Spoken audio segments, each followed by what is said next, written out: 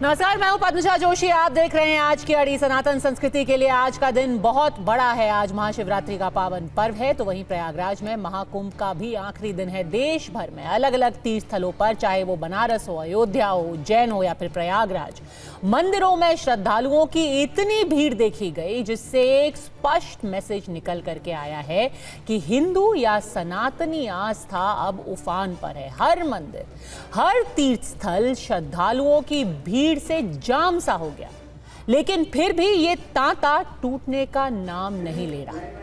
ये तो महाशिवरात्रि पर अलग अलग मंदिरों का हाल हमने आपको दिखाया। अब महाकुंभ की बात भी करें तो पिछले 44 दिनों में अभी तक करीब 67 करोड़ से ज्यादा लोगों ने संगम में डुबकी लगा ली है। इससे पहले प्रधानमंत्री ने भी इसको एकता का महाकुंभ कहा था, और इससे जो मैसेज गया है वो भी साफ है। वो मैसेज है हिंदू एकता का। ये बात तो तय है कि इस बार के महाकुंभ से हिंदू एकजुट हुआ है, और इस संदेश को अब कांग्रेस के नेता भी समझ रहे हैं। तभी तो हिमाचल प्रदेश के मुख्यमंत्री ने प्रयागराज संगम में डुबकी लगाई। कर्नाटक के deputy CM DK Shivakumar भी कोयंबटूर के सदगुरु आश्रम पहुंच रहे हैं। लेकिन इसी बीच महाकुंभ में 144 साल को लेकर देश में सियासी बवाल भी हुआ है। कई तरीके की राजनीति आपने पिछले 45 दिनों में देखी होगी। कोई ये कह रहा है कि भाई ये तो सिर्फ मार्केटिंग है। कोई ये कह रहा है कि महाकुंभ के नाम पे आप हिंदू मुस्लिम की राजनीति क्यों कर रहे हैं, आप धर्म की राजनीति क्यों कर रहे हैं।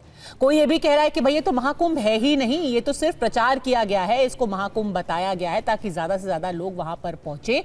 तो किसी ने पूरा फोकस गंदे पानी, भगदड़ और लोगों को हो रही असुविधा पर ही रखा। उन सब का जवाब देते हुए ना सिर्फ प्रधानमंत्री बल्कि मुख्यमंत्री योगी आदित्यनाथ ने भी कहा कि जब इतने हिंदू निकल करके आए हैं, जब आस्था उबाल पर आई है, तो उसको देख करके विपक्ष बौखला गया है। আমার যদি ভ্রান্তি থাকে তাহলে আপনারা আমাকে সংশোধন করে দেবেন। 144 বছর পরে কুম্ভ হচ্ছে, এটা ঠিক নয়। মিডিয়াকে কন্ট্রোল করছেন বলে ওয়ান সাইডেড অনেক মানুষ অ্যাক্সিডেন্টে মারা গেছেন।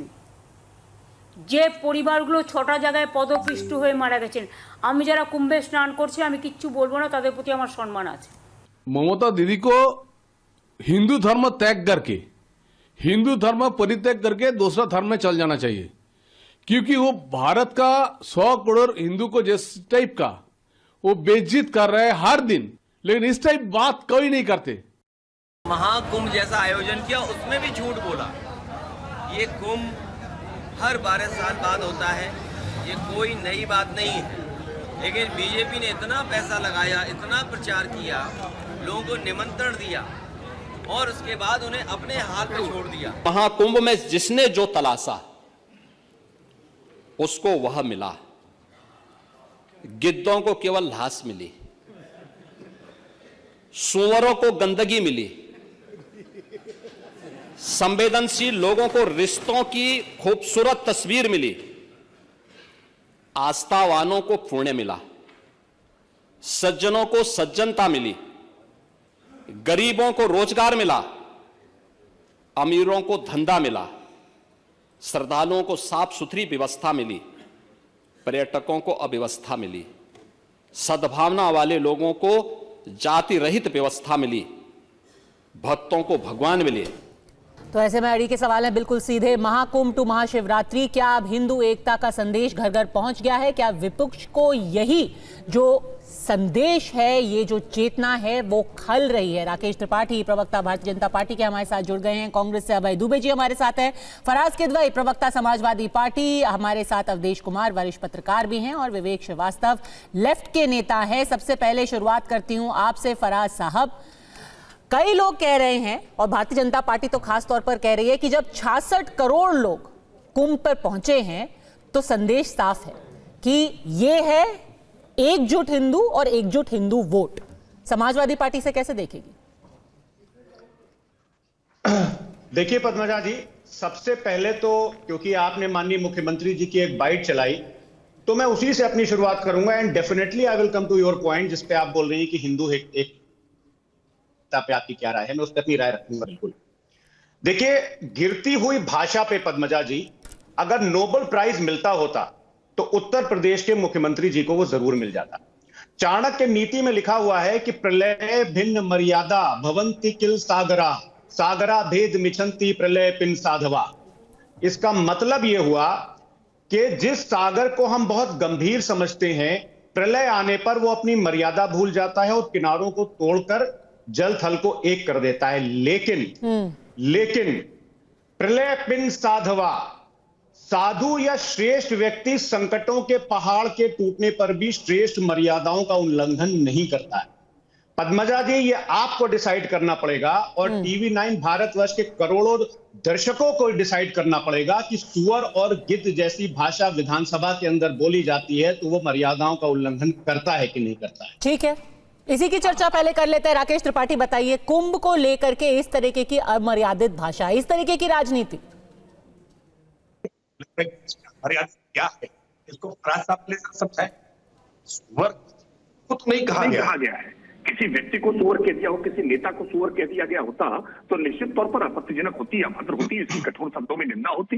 लेकिन सुअर को सुअर ही कहा जाएगा और सुअर गंदगी तलाशता है, ये उसका गुण है। इस गुण की चर्चा अगर मुख्यमंत्री जी ने की है तो मुझे लगता है इस बात को लेकर के कोई हायतौबा नहीं बचनी चाहिए। अगर गिद्ध की ये प्रवृत्ति है कि वो मांस नोचने के लिए लाश तलाशता है तो मुझे लगता है इस प्रवृत्ति की अगर चर्चा मुख्यमंत्री जी ने की है तो इसको लेकर के कोई आपत्तिजनक बातचीत नहीं होनी चाहिए। मांस को, लाश को तलाशता है, इसमें कोई आपत्तिजनक बात है क्या? किसी को गिद्ध नहीं कहा है, किसी व्यक्ति को नहीं कहा है। अगर फराज किदवई साहब अपनी पार्टी को या अपने नेताओं को इस श्रेणी में मान ले रही है, हमने कहा नहीं। ये प्रवृत्ति की बात हो रही थी। आपका ऑडियो ठीक करा देते हैं राकेश त्रिपाठी जी। प्रवृत्ति की बात हो रही थी, जाकी रही भावना जैसी। फराज किदवई, राकेश त्रिपाठी जी का ऑडियो ठीक कर दीजिए। हाँ पद्मजा जी, जब 2013 का कुंभ, सबसे पहले तो महाशिवरात्रि की सबको बहुत बहुत मुबारकबाद, सबको बहुत बहुत बधाई।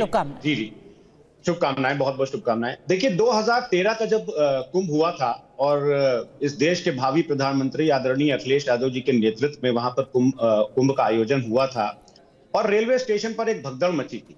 तो माननीय प्रधानमंत्री जी ने, जो आज के प्रधानमंत्री जी हैं, तब वहां पर जो मौतें हुई थी उस पर सवाल उठाए थे। राजनाथ सिंह जी भारतीय जनता पार्टी के बहुत सीनियर लीडर हैं, मैं व्यक्तिगत तौर से उनकी बहुत सम्मान करता हूं, उन्होंने पूरी व्यवस्था पर सवाल उठाए थे।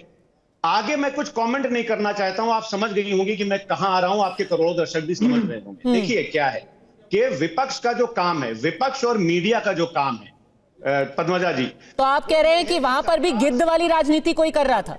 2013 में गिद्ध वाली राजनीति कर रहे थे। ये आपके करोड़ों दर्शक डिसाइड करेंगे। लेकिन मेरा एक ये मानना है पद्मजा जी कि जो मीडिया का काम है और जो विपक्ष का काम है, वो सरकार की अगर अव्यवस्थाएं कहीं पर हो रही हैं तो उन पर सवाल उठाना हमारा कर्तव्य बनता है।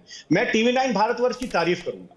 मैं इसलिए तारीफ करूंगा कि आपके एक जर्नलिस्ट ने, वो मेरे मोबाइल में 5.5 मिनट की क्लिप है, उसने जब वहां पर भगदड़ मची थी, मैं उनका नाम भूल गया, तो विपिन चौबे ने, जी, तो चौबे साहब ने उस चीज को बहुत अच्छी तरह से उठाया। तो क्या वहां पर वो माननीय मुख्यमंत्री जी, विपिन चौबे जैसे जो हमारे पत्रकार भाई हैं, वो तमाम लोग जो समाज सेवी लगे थे, जो लाशों को ढूंढ रहे थे, वो तमाम रिश्तेदार जिन लोगों की मृत्यु, नहीं, आप बिल्कुल जहां पर कमियां रह गई हैं आप उनको उजागर कीजिए, जहां पर कोई त्रासदी हुई है आप उसके बारे में बात कीजिए, सवाल पूछिए, पर उसको ही फोकस बनाना, वो जो प्रवृत्ति है, आप कुंभ में जो सैकड़ों लोग आ रहे हैं, जो उनकी श्रद्धा है, जो उनकी आस्था है, क्या उसको दरकिनार करके सिर्फ गंदगी ही ढूंढ रहे हैं, सिर्फ तकलीफें ही ढूंढ रहे हैं? ये सवाल पूछा जा रहा है। आचार्य प्रमोद कृष्णम भी जुड़ गए। अभय दुबे जी, आपके पास थोड़ी सी देर में आती हूं। आचार्य जी, ये बताइए कि 66 करोड़ लोग महज 44 दिनों में डुबकी लगाते हैं, क्या ये सिर्फ आंकड़ों का खेल है? क्या ये मार्केटिंग है या फिर ये एक श्रद्धा उबाल पर है? देखिए पद्मजा जी, राजनीति अपनी जगह है, लेकिन जहाँ तक महाकुंभ की बात है, ये सनातन के महापर्व का एक महान अवसर था।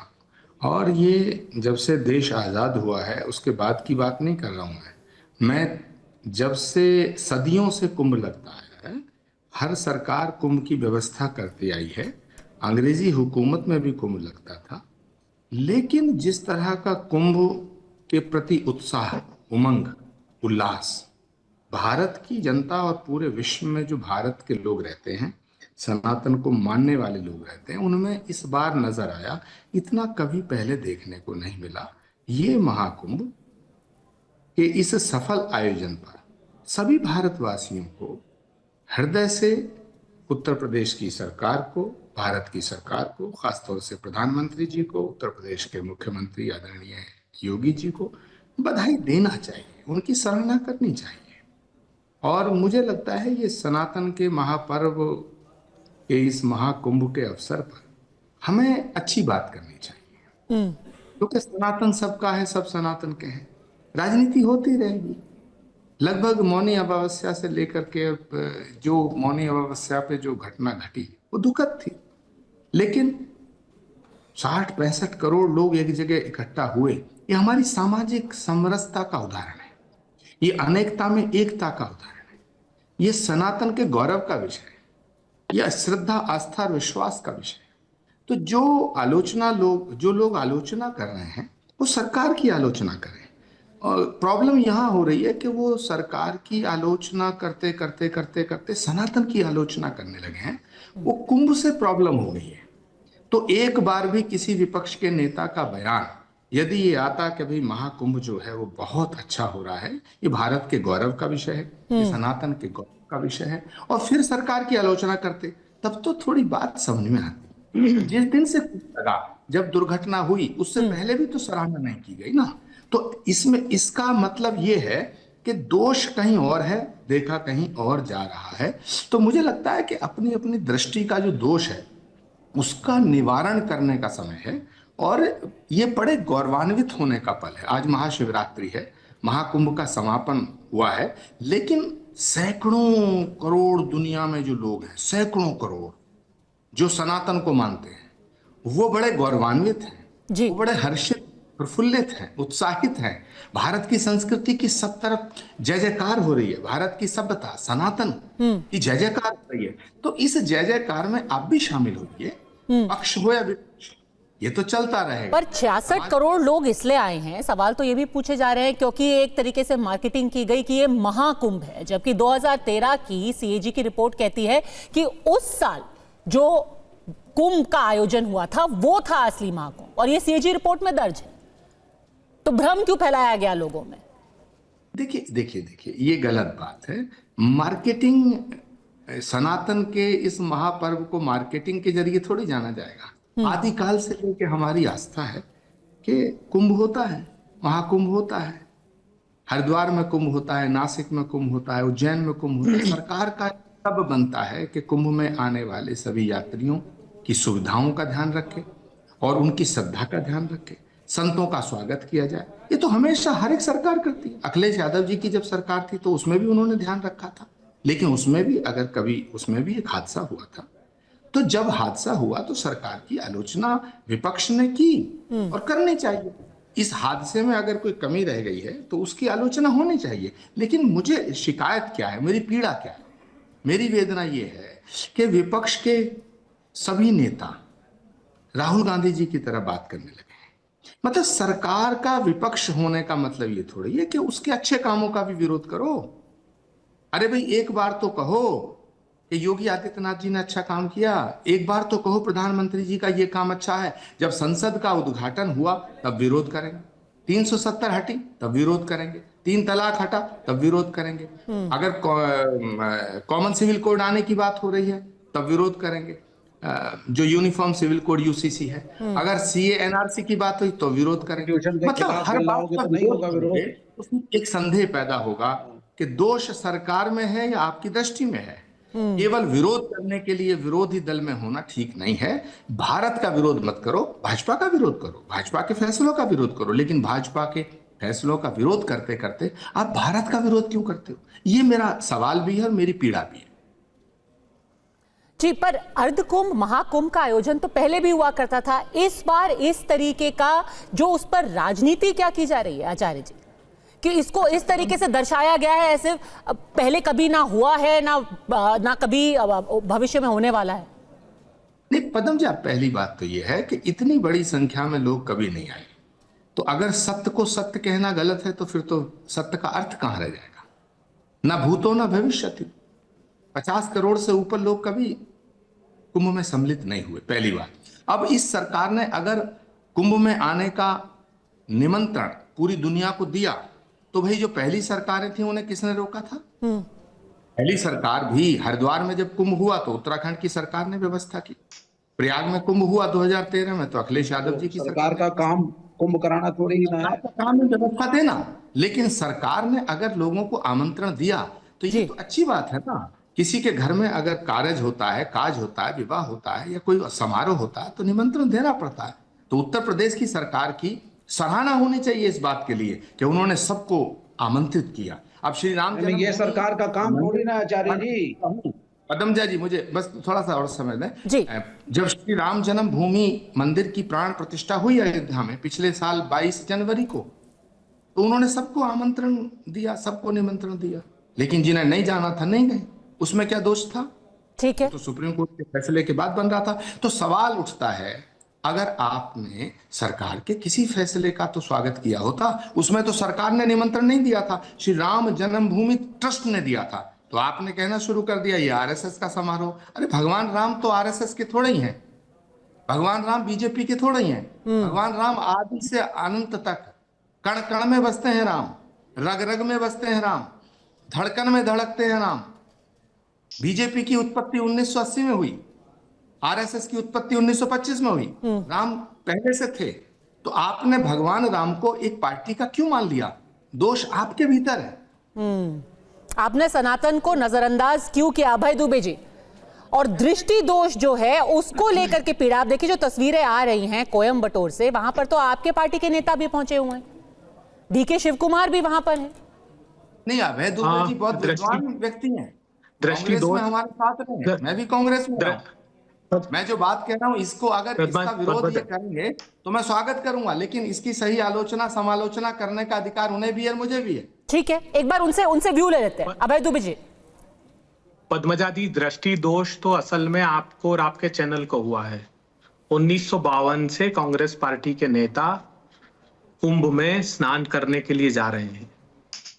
हमारे स्मृति ग्रंथों में कहा गया है, प्रथम यद पीबती तेन ऋग्वेद प्रीणाति, यद द्वितीय तेन यजुर्वेद प्रीणाति, यत तृतीयम तेन सामवेद प्रीणाति। 3 बार आचमन करने का अर्थ है कि तीनों वेदों को आत्मसात कर लेना। ये महाकुंभ है इसलिए कि जब त्रिदेव ने आदेश दिया तो मंदार पर्वत को सागर में उतारा गया, श्री हरि ने कश्यप अवतार लिया और 14 रथ निकले, स्वयं भगवान धन्वंतरी एक कुंभ लेकर अमृत का निकले, जिसमें असुर और देवताओं के बीच 12 दिन तक संग्राम अलौकिक जगत में ऊपर स्वर्ग में हुआ।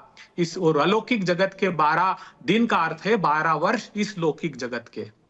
तब हम अमृत पान करने के लिए वहां जाते हैं। मैं तलाश रहा था इस कार्यक्रम से ही नहीं, इस कार्यक्रम के पहले से जब कुंभ प्रारंभ हो रहा था तो मैं तलाश रहा था कि सरकार के लिए मैं कैसे उनकी प्रशंसा करूं, मेरे प्रधानमंत्री की भी, मेरे मुख्यमंत्री जी की भी। मैंने प्रधानमंत्री जी की जब प्रशंसा करने के लिए सिलसिलेवार तलाश किया तो पाया कि कुंभ में 19 जनवरी से लेकर 17 फरवरी 5 बड़े अग्निकांड हुए। कुंभ मेले में मौनी अमावस्या के दिन एक स्टैम्पीड हुआ और फिर रेलवे स्टेशन पर दिल्ली के। मैंने देखा कि मेरे देश के प्रधानमंत्री सिर्फ प्रधानमंत्री नहीं है, नेशनल डिजास्टर मैनेजमेंट कमेटी के अध्यक्ष हैं स्वयं। ना मेरे प्रधानमंत्री ने कुंभ के प्रारंभ होने के पहले इस नेशनल डिजास्टर मैनेजमेंट कमेटी की, जहां पर आप क्लेम कर रही हैं 68 करोड़ लोग आए, उनका दायित्व था कि वो पहले भी मीटिंग करते, हादसों के दौरान करते और हादसों के बाद उसकी समीक्षा करते, लेकिन मेरे प्रधानमंत्री ने ऐसा नहीं किया।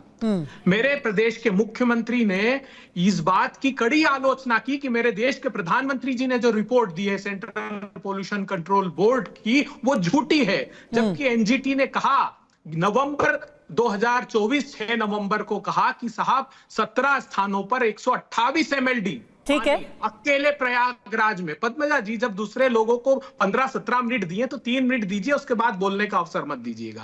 आखिरी बात में क्या, नहीं बिल्कुल आपके पास वापस आऊंगी मैं। हाँ वहां नहीं वापिस मत आइएगा, मेरे पास भी इतना वक्त नहीं है। मैं आखिरी बात अपनी कहना चाहता हूं। जब सबको वक्त दिया है, 2500 MPN पर 100 ml फीकल कोलीफॉर्म निकला है। मलमूत्र फीकल कहां, फीकल कोलीफॉर्म बैक्टीरिया कहां होता है? मानव के या पशुओं के मल में। आचार्य प्रमोद कृष्णन जी, मैं आपके प्रति बड़ी श्रद्धा रखता हूं। एक तरफ मेरी सनातन व्यवस्था ने कहा कि अमृत पान कीजिएगा, दूसरी तरफ एनजीटी कहते रही चीफ सेक्रेटरी को, ठीक है, कंप्लायंस रिपोर्ट फाइल कीजिए, 2.5 महीने तक का वक्त था।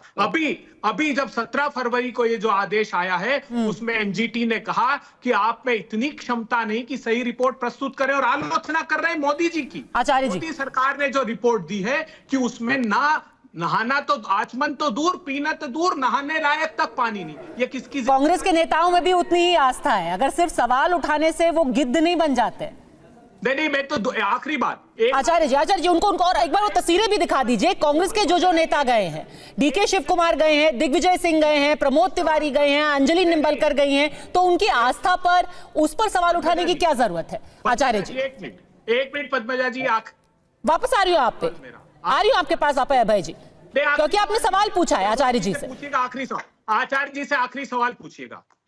क्या ये दायित्व नहीं था सरकार का कि कम से कम वो एक सूची जारी करते, एक ऑफिशियल टोल फ्री नंबर देते, एक वेबसाइट करते कि जितने लोग अपने घूम गए हैं, जितने लोग उनके मृत्यु चले गए? मैंने देखा वो एनजीटी को कह रहे हैं। ठीक है, एनजीटी के खिलाफ ये वक्तव्य आदित्यनाथ जी का है, जो उन्होंने कहा है कि लोग गंदगी ढूंढ रहे, सुअर गंदगी ढूंढ रहे। एनजीटी ठीक है, जो सवाल उठाता है उसी पर आप सवाल खड़ा कर देते हैं। बीजेपी सवाल खड़ा कर देती है, सरकार सवाल खड़ा कर देती है, क्यों आचार्य जी? कुंभ तो उनका भी उतना ही है।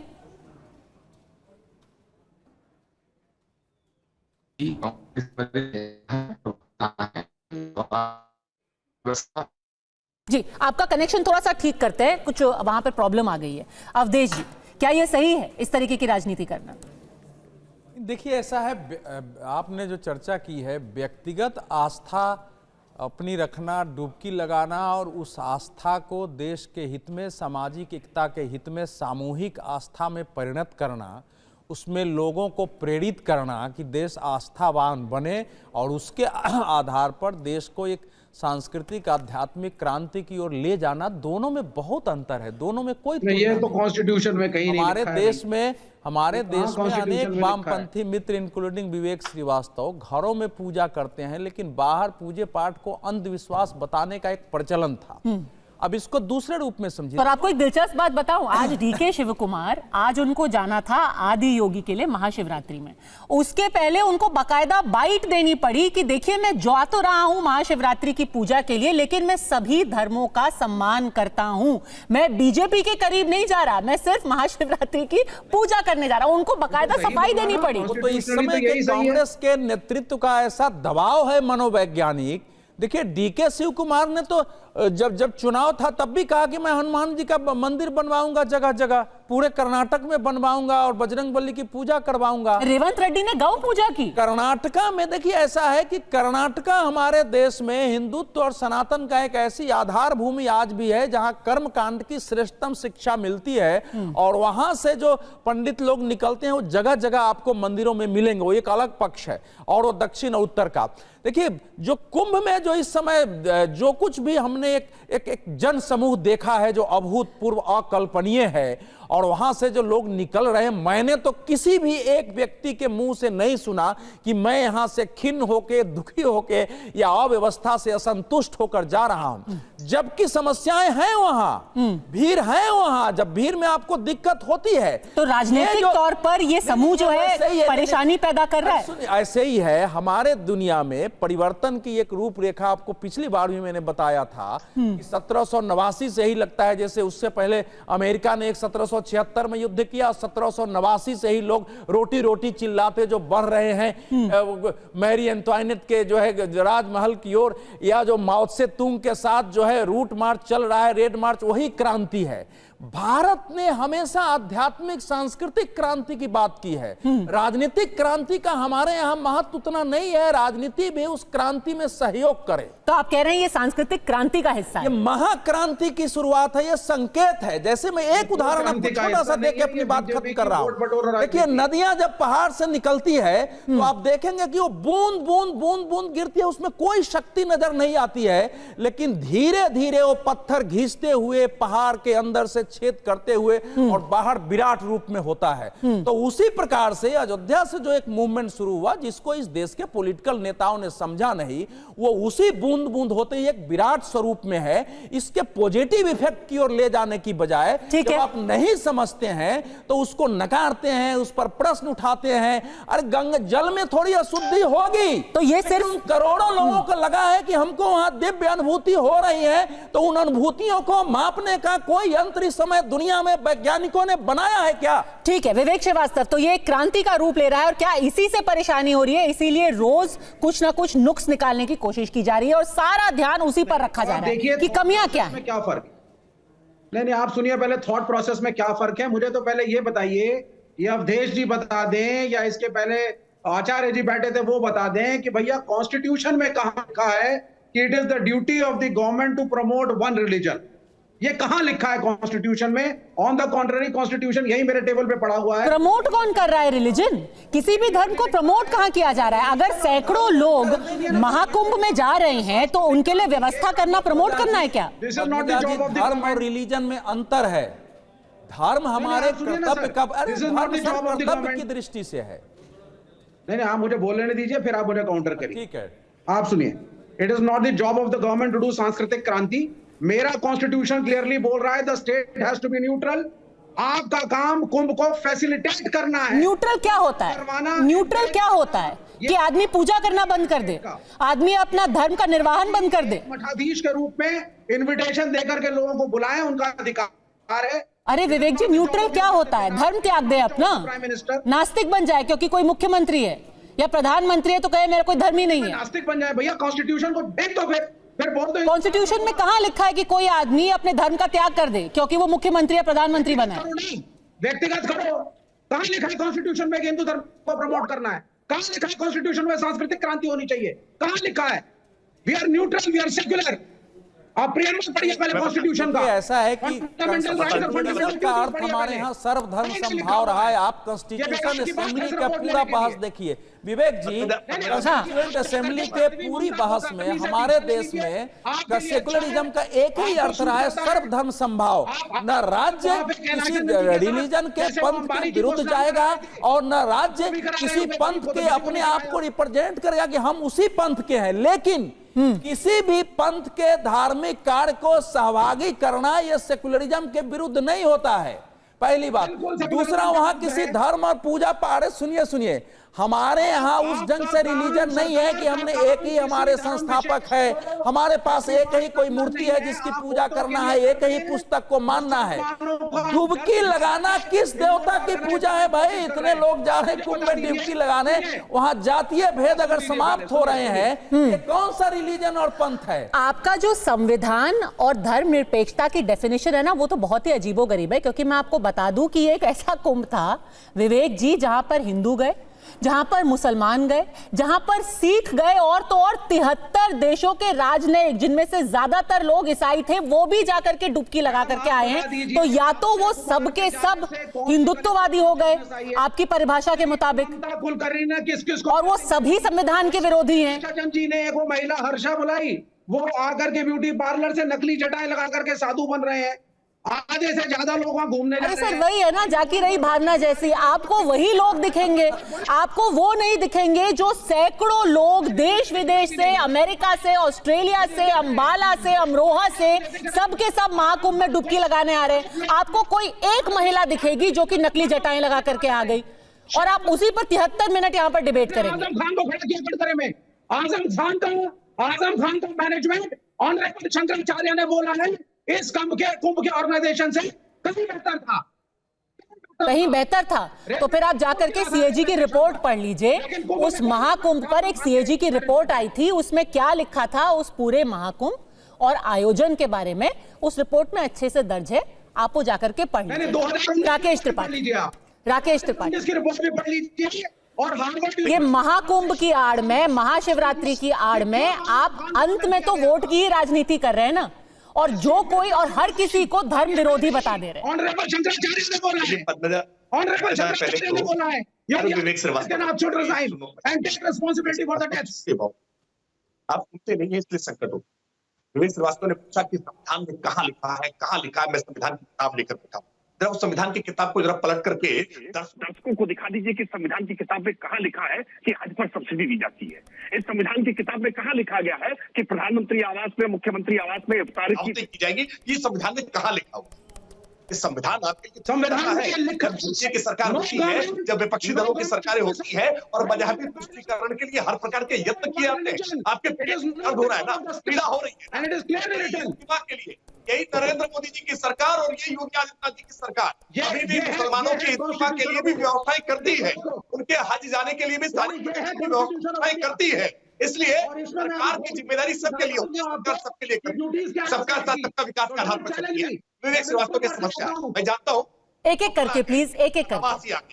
ये परेशानी हुई है ना, इतनी बड़ी चेतना जागृत हो जाएगी, इतनी बड़ी संख्या में लोग इकट्ठा हो जाएंगे और इतनी बड़ी संख्या में इकट्ठे होंगे, उसके बावजूद इनको गिद्धभोज करने का अवसर नहीं मिलेगा। तो परेशानी तो हुई है, चिंताएं तो इनको हुई है। अपने तुम्हें जी को भी बहुत चिंता हुई डिजास्टर क्यों नहीं की, क्योंकि इनके लिए तो कुंभपुत्र से एक डिजास्टर दिखाई पड़ रहा था। लेकिन ना ये इनको नहीं समझ में आएगा कि इतनी बड़ी व्यवस्था में उत्तर प्रदेश पुलिस के लगे हुए जवानों के हाथ में न लाठी थी, न डंडा था, न गोली थी, न बंदूक था। नहीं वीआईपी के घाट में बिस्लरी का पानी यूज कर लो भर भर के साथ, इस बात को और आम आदमी गंदगी में नहा ले। लग रहा है कि 4 जगह पर घटनाएं हुई, लेकिन इन अग्निकांडों में कहीं सरकार कोई घायल नहीं हुआ, ज्ञान नहीं गई। ये बात नहीं, राकेश त्रिपाठी आपकी आवाज नहीं आ रही है, बार बार टूट के आ रही है। आपका ऑडियो ठीक कराएंगे। बताइए अभय दुबे जी कि आप जो भी अव्यवस्था है उस पर आप सवाल उठाएं, लेकिन अब ये किसी एक राजनीतिक दल की बात नहीं है, किसी एक सरकार की बात नहीं है, ये एक धार्मिक चेतना का मुद्दा है, जहां पर अब वही लोग जो कि कुंभ में जा रहे हैं वो कह रहे हैं कि क्या इसको एक तरीके से इसके ऊपर लगातार सवाल जो उठाए जा रहे हैं वो भी एक राजनीति के तहत किया जा रहा है कि इसको बदनाम कर दो, इसमें खामियां निकाल दो। पद्मजा जी, जब भी हम व्यवस्था पर सवाल खड़ा करते हैं, हम सीमा पर सरकार की अव्यवस्था का प्रश्न खड़ा करते हैं, तो ये कहते हैं ये देश के खिलाफ बोल रहे हैं। हम सनातन, हमारी संस्कृति सभ्यता के संरक्षण की बात करते हैं, जिसका दायित्व, जिसकी व्यवस्था का दायित्व भारतीय जनता पार्टी की सरकार का है, तो ये कहते हैं हम सनातन पर सवाल खड़े कर रहे हैं। मेरा सनातन संस्कृति, मेरा सनातन धर्म में चेतना तो है, लेकिन चेतना शून्य वो नहीं हो सकता, संवेदना शून्य वो नहीं हो सकता। क्या कहा गया? तिल तिल कर, तड़प तड़प कर लोग मरे वहां पर। 7 स्थानों से प्रयागराज जाया जाता था, सातों के सातों 15-15, 20-20 किलोमीटर जाम थे और प्रांतों में 300-300 किलोमीटर के जाम थे। और ये जाम प्रारंभ क्यों हुए? क्योंकि तुष्टीकरण किया सरकार ने अपने वीवीआईपी गेस्ट, जो टेलीविजन पर दिखाया जा रहा था ना, बहुत साफ सुथरे पानी में 2.5 लाख की हट्स बनी थी जिनमें उन्हें स्टे कराया जाता था। 20-20 किलोमीटर तक लोगों ने पैदल, बुजुर्गों ने चला 20 से 25 किलोमीटर तक शुरू में, बाद में तो 200-200 किलोमीटर के जाम लगे। क्या सरकार में इतनी संवेदनाएं नहीं थी? क्योंकि ये सिर्फ व्यवस्था कर रहे थे। ये सनातन संस्कृति तो हमारी आस्था के साथ हजारों वर्षों से चल रही है। प्रश्न उस पर सवाल खड़ा करने का नहीं है। सवाल ये है जो सत्ता की डुबकी लगा रहे थे आस्था की अपेक्षा, रोज टेलीविजन पर दिखा रहे थे, देखिए कैसी बड़ी बड़ी ऐश्वर्य के आडंबर के चित्र दिखा रहे थे, तब लोगों ने सवाल खड़े किए कि एक तरफ वीवीआईपी लोग हैं, बड़ी बड़ी करोड़ों की गाड़ियां जा रही, और एक तरफ हमें जो 50-50 किलोमीटर पैदल चलने को बात दें। एक मैंने प्रश्न खड़ा किया कि एक वेबसाइट आप बता दीजिए, चलिए 30 लोगों के नाम, ये राकेश त्रिपाठी जी बैठे यहाँ, राकेश जी ना, सुनिए एक मिनट मेरी बात, मैं ये चुनौती देता हूं, बड़ी संख्या में लोग मरे, मैं ठीक है, जहां बहुत लोग आस्था से आएंगे वहां व्यवस्था होगी, लेकिन सरकार का दायित्व क्या था? ना पहले व्यवस्था की, ठीक है, लेकिन बाद में कम से कम इतनी संवेदनाएं तो व्यक्त करते कि उन लोगों को जो घूम गए एक वेबसाइट बनाते, कहते यहाँ रजिस्टर कराइए। TV9 भारतवर्ष के पत्रकार को इतनी बर्बरता और बेइज्जती के साथ, क्योंकि वो सच बता रहा था, कई पत्रकारों ने बताया कि जिन बोरों में लाशें थी उस पर 58 और 85 और 58 नंबर तक की लाशें लिखी हुई थी। लेकिन हमारी सरकार, हम नहीं कह रहे कि सरकार पूरी तरह जिम्मेदार है, लेकिन सरकार का दायित्व उसके बाद। राकेश त्रिपाठी, आप सत्ता की डुबकी लगा रहे थे, डिजास्टर मैनेजमेंट का प्रश्न खड़ा किया, तो देखिए भारतीय जनता पार्टी और वही श्रद्धालु ही थे जिनको सबसे ज्यादा इसका खामियाजा उठाना पड़ा। देखिए अभय दुबे जी ने सवाल उठाए हैं, मुझे उम्मीद करता हूं शायद अगर मेरा ऑडियो आपके तक ठीक पहुंच रहा होगा तो शायद दुबे तक ठीक पहुंचे। देखिए निश्चित तौर पर सरकार को जब जवाबदेही थी, सरकार ने अपनी जवाबदेही निभाई। जो दुखद हादसा हुआ, जो नहीं होना चाहिए था, उस दुखद हादसे के बाद भी सरकार ने जितने कम समय में उसको नियंत्रित करके और जिनके भी जनों का अकाल मृत्यु हुई है उनकी शवों को उनके घरों तक पहुंचाने की व्यवस्था हो या उनको मुआवजा राशि देना हो या जो भी सरकार के लिए अपेक्षित किया जाना हो, सरकार ने वो सब किया। लेकिन कांग्रेस समेत तमाम विपक्षी दलों ने क्या भ्रम फैलाने का प्रयास किया कि गंगा में लाशें बहा दी गई है। मैं चुनौती देकर के कह रहा हूं, कांग्रेस पार्टी का नेटवर्क पूरे देश भर में है। ये तो देश भर से आंकड़े इकट्ठा कर सकते थे ना, इनके कांग्रेस के सेवा दल के कार्यकर्ता तो देश भर से आंकड़े ले आते ना, लेकिन आंकड़े नहीं ले पाए। झूठ फैलाने का काम किया कि हजारों लोग मारे गए, सैकड़ों लोग मारे गए। ये झूठ फैलाने के लिए कांग्रेस पार्टी माफी मांगेगी, नहीं मांगेगी। ये चाहते थे कि इसके आधार पर लोगों में वहां डर और दहशत का माहौल बन जाए ताकि लोग वहां गंगा जी में, त्रिवेणी में डुबकी लगाने के लिए ना आए। कैसे ये कुंभ असफल हो जाए इसके लिए हर प्रकार के षड्यंत्र किए गए और ये षड्यंत्र अखिलेश यादव तो 2 महीने पहले से कर रहे थे। पहले ही कहना शुरू कर दिया कि कोई व्यवस्था नहीं है, पंटून पुल नहीं बने हैं, वहां पर बिजली की व्यवस्था नहीं है। पहले से ही तमाम प्रकार के झूठ फैलाने का प्रयास किया गया था। कहा गया कि वहां पर तो पाप लोगों को चिपक जाएंगे। अब गंगा जल की शुद्धता को लेकर के अभय दुबे जी ने जितनी बातें कही ना, मैं तो चुनौती देकर कह रहा हूं। अभी फराज किदवई साहब बैठे हुए, इनकी पार्टी के अध्यक्ष अखिलेश यादव जी चुपके छुपे ही गए थे डुबकी लगाने के लिए। अगर इतने बैक्टीरिया होते, जितने बैक्टीरिया की बातें ये हानिकारक कह रहे हैं, कितने हानिकारक बैक्टीरिया हैं, जिन हानिकारक बैक्टीरिया आचमन तो छोड़िए नहाने योग्य नहीं है। फराज किदवई साहब चैलेंज दे रहे हैं वो कि अगर सब कुछ इतना खराब था तो अखिलेश जी कैसे डुबकी लगा के आ गए, आचमन करके कैसे आ गए? एक सेकंड, सवाल फराज साहब से है, सवाल फराज साहब की पार्टी से है। फराज किदवई सर, एक सेकंड, फराज साहब की पार्टी से है। फराज किदवई, पद्मजा जी, राकेश जी से मेरा एक सवाल है कि प्रधानमंत्री जी ने पूरी डुबकी क्यों नहीं लगाई? आप लोगों ने भी दिखाया, पूरे देश के मीडिया चैनल्स ने दिखाया कि प्रधानमंत्री जी ने पूरी डुबकी नहीं लगाई थी। ऐसा क्यों किया? दृष्टि दोष नहीं तो और क्या? नहीं, दृष्टि दोष नहीं। पद्मजा जी आप कंफर्म करिएगा। दूसरी बात राकेश जी, मैं आपके बीच में नहीं बोला, थोड़ी मर्यादा रखिए, आपके बीच में मैं नहीं बोला था। दूसरी बात में पर सर वो तो अलग सवाल पूछ रहे हैं ना, वो कह रहे हैं आपने तो पूरी डुबकी लगाई, अखिलेश जी ने तो पूरी डुबकी लगाई, उन्होंने आचमन भी किया। अगर वहां पे इतनी गंदगी थी, इतना वहां पर फीकल कॉलिफॉर्म था, वहां पर सब कुछ इतना दूषित था, तो फिर उन्होंने कैसे डुबकी लगाई? उन्होंने तो पूरी लगाई। अरे पद्मजा जी सुनिए, तो इसलिए कि हमारे राष्ट्रीय अध्यक्ष आदरणीय अखिलेश यादव जी सच्चे हिंदू, वो 1 लाख फीकल कोलिफॉर्म होगा तब भी वो डुबकी लगाएंगे। प्रधानमंत्री जी की तरह डुबकी लगाने से वो चूकेंगे नहीं। दूसरी बात मैं ये बोल रहा हूँ, अरे राकेश जी सुनिए, धैर्य नहीं तो अगर वो हैं, बिल्कुल वो सच्चे हिंदू हैं, पर फिर वो बैक्टीरिया प्रूफ है वो। अगर वहां इतने डेडली बैक्टीरिया हैं, इतना खराब पानी है, तो वो आचमन करके भी पूरी तरीके से स्वस्थ कैसे है?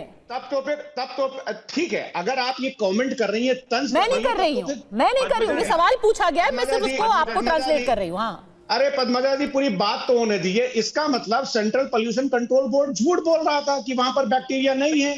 49,000 सेंट्रल पोल्यूशन कंट्रोल, तब तो फिर प्रधानमंत्री जी को इस्तीफा दे देना चाहिए ना कि उनके नीचे के जो विभाग है वो झूठ बोलते हैं, झूठी रिपोर्ट देते हैं। दूसरी बात आपने अभी हिंदू एकजुटता पर कही थी, मुझसे जो पहला सवाल आपने पूछा था, और अवधेश जी ने कहा कि महाकुंभ में जातीय भेद जो है वो समाप्त हो रहे हैं। बहुत अच्छी बात है, स्वागत योग्य है। लेकिन पद्मजा जी, मैं ये चाहूंगा कि जो जातीय भेद हैं वो समाप्त होने चाहिए। Social justice and empowerment ministry की ये रिपोर्ट है कि इस देश में जो गटर साफ कर रहे हैं वो 92% SC, ST और OBC हैं। यानी कि अगर जातीय भेद खत्म हो रहे हैं तो फिर ये इंश्योर करे भारतीय जनता पार्टी की सरकार कि SC, ST और OBC अब इस देश का गटर नहीं साफ करेगा। जातीय भेद खत्म होने चाहिए, बिल्कुल खत्म होने चाहिए। महाकुंभ में भी खत्म हो रहे हैं, बहुत अच्छी बात है। लेकिन दलितों के ऊपर अगर कहीं सबसे ज्यादा अत्याचार हो रहे हैं तो उत्तर प्रदेश में हो रहे हैं, ये सरकारी रिपोर्ट कहती है। तो फिर अत्याचार के मामलों में भी जातीय भेद खत्म होना चाहिए। तीसरी बात, अभी आचार्य जी चले गए, आचार्य जी कहते, उनका सम्मान है, कहते कहते चले गए कि हम लोग विपक्ष के लोग हैं, अभय दुबे जी की पार्टी हमारी पार्टी है, कि हम सरकार की का विरोध करते करते पद्मजा जी देश का विरोध करने लगते हैं। देखिए इसमें मैं एक सिर्फ शेर सुना देता हूं उस्मान मिनाई साहब का, बड़ा अच्छा शेर है, उसको सुनिएगा, उसमें सारे जवाब मिल जाएंगे। कि माली का मुखालिफ हूं मैं, शहदाए चमन हूं, सरकार का दुश्मन हूं, वफादार वतन हूं, माली कभी रुतबे में चमन हो नहीं सकता, सरकार का मतलब तो वतन हो नहीं सकता। अरे साहब, आप वतन नहीं, आप खाली एक सरकार हैं।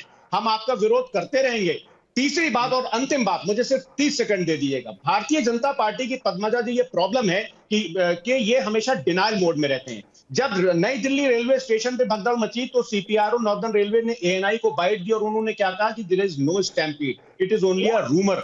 उसके बाद में और उससे पहले जब उत्तर प्रदेश में सिपाही भर्ती के पेपर लीक हुए थे तो उप मुख्यमंत्री जी मानने को ही तैयार नहीं थे और कह रहे थे कि ऐसा कुछ नहीं हुआ।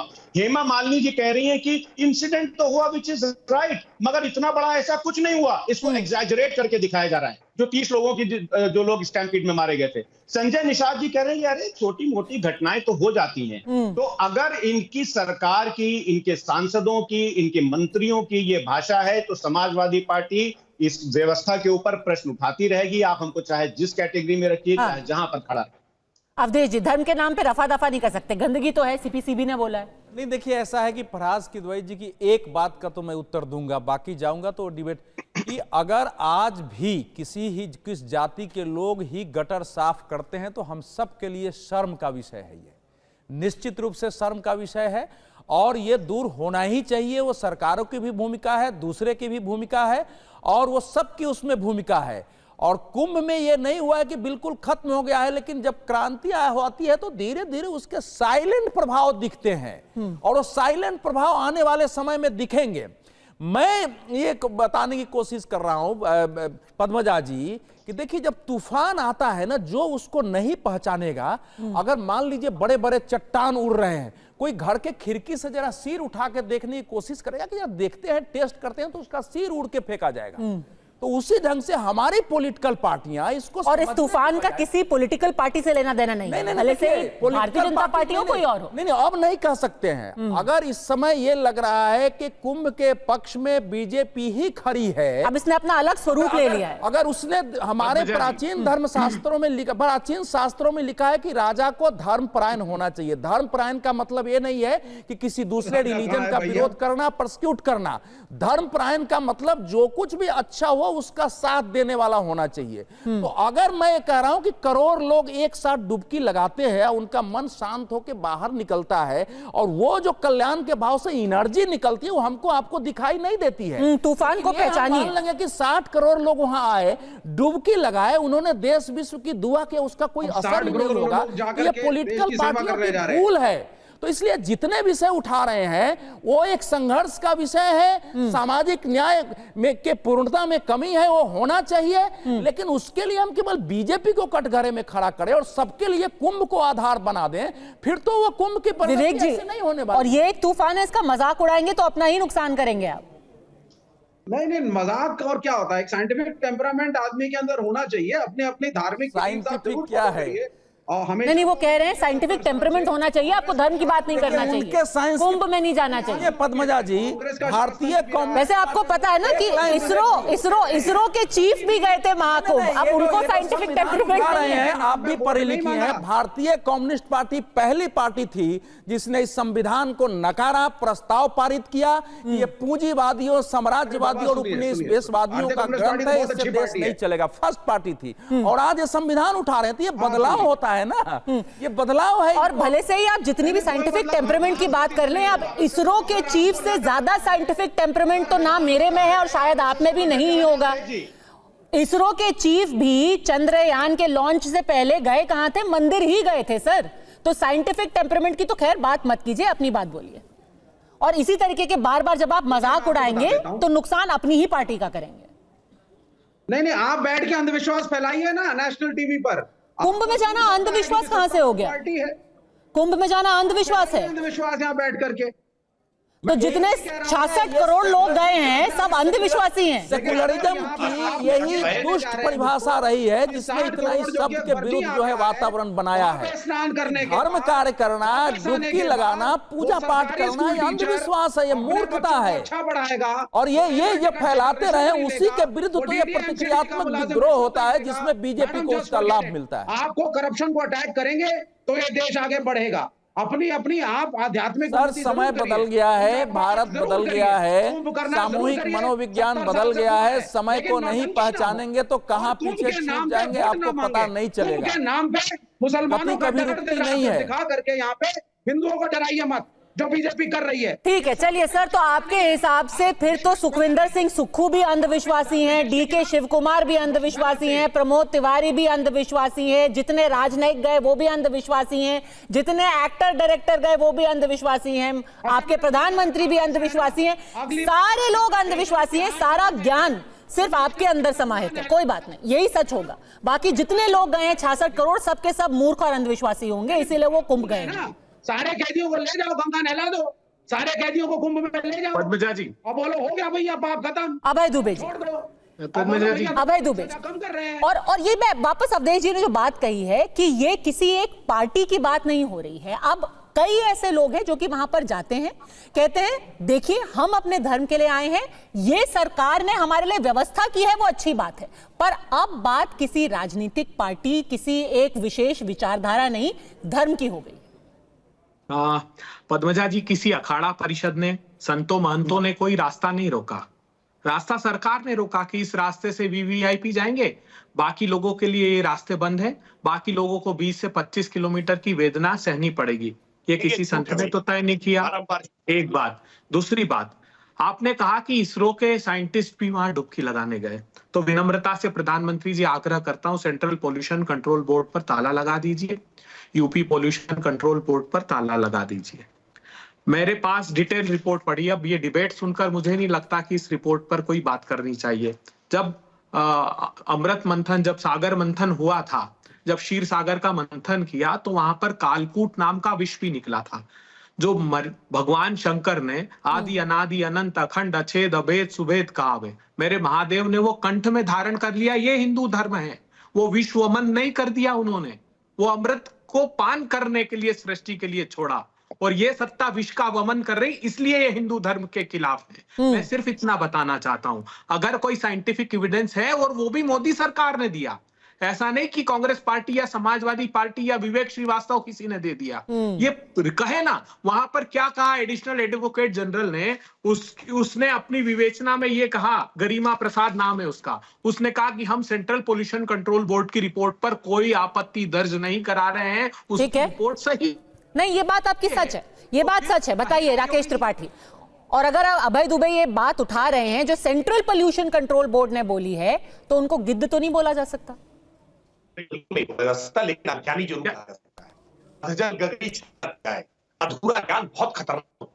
सेंट्रल पोल्यूशन कंट्रोल बोर्ड की रिपोर्ट को गलत तरीके से करने की चेष्टा कर रहे हैं, और उसके साथ साथ में कैसे किया जाए, लोगों की भावनाओं पर कुठाराघात किया जा सके, लोगों की आस्था को नकारा जा सके, इसका असफल प्रयास कर रहे हैं। और मैं तो इसलिए व्यवहारिक तौर पर कह रहा हूं कि कुंभ में नहाए हुए लोगों को अगर महामारी फैल जाती, तो अभय दुबे की बात बिल्कुल ठीक होती कि ये सेंट्रल पोल्यूशन कंट्रोल बोर्ड की रिपोर्ट की ठीक व्याख्या कर रहे हैं। ये जो बता रहे हैं कि वहां पर जो विषैले तत्व पाए गए हैं, जो बैक्टीरिया ऐसे पाए गए हैं जो मानव जीवन के लिए बहुत हानिकारक है, उसका इफेक्ट दिखाई पड़ रहा है। ये पूरी तरह से सही बात अपनी व्याख्या कर रहे हैं, लेकिन इनकी व्याख्या गलत है। ये गलत तरीके से व्याख्यात करने का प्रयास कर रहे हैं, और इसीलिए मैं कह रहा हूं कि आप बार बार भाजपा का विरोध करते करते सनातन का विरोध करते हैं, आस्था का विरोध करते हैं। ये विरोध करना बंद करना चाहिए। अभय जी, The details of the 41 STP located in 16 Ganga front towns in UP are given below.